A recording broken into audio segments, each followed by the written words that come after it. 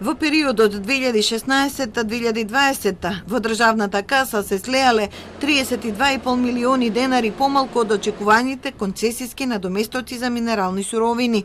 Ревизијата утврдила кусок од 13,5 милиони денари наплата за користениот простор и 19 милиони за експлоатираната минерална суровина.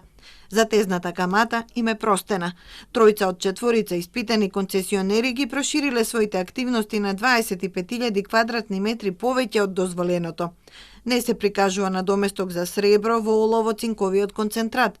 Забележано е 60% флотацијско искористување на цинк и голем процент на истекување во хидројаловиштето.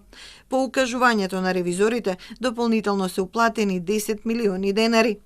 Според ревизорите, причините прво се кај непрецизните закони, а потоа и кај целата политика на управување со минералните суровини, несоработка меѓу институциите, нецелосниот катастар на наоѓалишта и друго.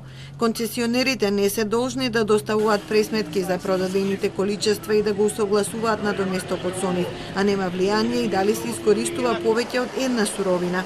Од тука нема можност за проверка на пресметките. Инспекцијскиот надзор се одвива без критериуми за избор на субјектите, делумни контроли, без независна акредитирана лабораторија, без доволно средства и опрема за ефективна контрола.